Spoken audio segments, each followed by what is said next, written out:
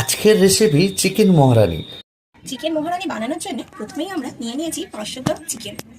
Chicken মহারানি বানানোর জন্য যে মশলাটা আমাদের প্রয়োজন, 1 চামচ গোটা জিরে, 1 চামচ ধনে, 2 চামচ মৌরি, দারুচিনি নিলাম 6 থেকে 7টি, এলাচ নিলাম 6 থেকে 7টি, লবঙ্গ নিলাম 2 থেকে বা 4টি, চিলি কর্নফ্লেক্স নিলাম 1 চামচ, কাসুরি মেথি নিলাম 2 চামচ, পেঁয়াজ নিয়ে নিলাম 4টি, 1 কাপ সরষের তেল, 5টা কাঁচা লঙ্কা, 1টা টমেটো, আদা 2 ইঞ্চি, রসুনের কোয়া 10 থেকে 12টা, আলমন্ড নিয়ে নিয়েছি 5টি এবং কাজু নিয়েছি 6 থেকে 8টা, টক দই নিয়ে নিয়েছি 100 গ্রাম, হলুদ গুঁড়ো নিয়েছি 1 চামচ, কাশ্মীরি লাল লঙ্কা গুঁড়ো নিয়েছি 2 চামচ, চিনি 1 চামচ, লবণ 2 চামচ, পরিমাণ লাগলে আবার দেবো।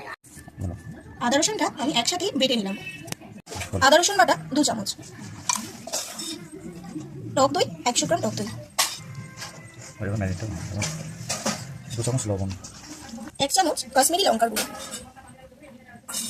একটা পেঁয়াজ কোয়া করে কাটা, 4টে কাঁচা লঙ্কা, আদা রসুন, কাজু বাদাম 6 টুকরো, আলমন্ড 5টা। আমি এবার এটাকে মিক্সিতে ব্লেন্ড করে নেব একসাথে, সামান্য জল দেবো মিহি করার জন্য টেস্টি। ম্যারিনেটের জন্য একটু কাসুরি মেথি, 1 চামচ কাসুরি মেথি দিয়ে দিলাম। কড়াটা আমার গরম হয়ে গেছে, এবার আমি যে মশলাগুলো দেখিয়েছিলাম সেগুলো আমি হালকা ভেজে গুঁড়িয়ে নেব। মিডিয়াম ফ্লেমে ভাজবেন অবশ্যই, নাহলে মশলা চলে যেতে পারে। মৌরি, ধনে, জিরে, গরম মশলা। মশলা থেকে একটা হালকা স্মেল আসবে, এলেই আপনারা মশলাটা তুলে নেবেন। খুব বেশি ভাজলে মশলা তিতো হয়ে যায়। মশলাটা আমার ভাজা হয়ে গেছে, এবার আমি মিক্সিতে এটা গুঁড়িয়ে নেব। পেঁয়াজ কুচিটা হালকা ফ্রাই করবো, লাল হয়ে এসছে। এবার আমি কেটে রাখা টমেটোটা অ্যাড করে দেবো। কাজু পেঁয়াজের যে পেস্টটা বানিয়েছিলাম সেটা আবার কড়াতে আমরা অ্যাড করে দেবো। 5 মিনিট আমি হালকাভাবে কষিয়ে নেব। চিকেনটা আমি অ্যাড করে দিলাম। ভাজা মশলাটা করে রেখেছিলাম তার ভিতর 4 ভাগের 1 ভাগ আমি এখন দিয়ে দেবো।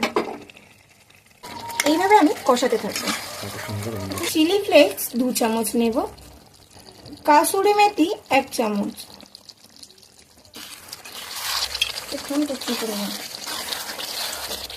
5 মিনিটের মতো আমি কষিয়ে নিলাম।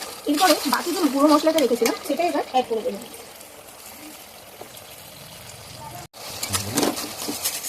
গ্যাসটা লো টু মিডিয়াম করে আমি 10 মিনিটের মতো ঢাকনা দিয়ে রেখে দেবো।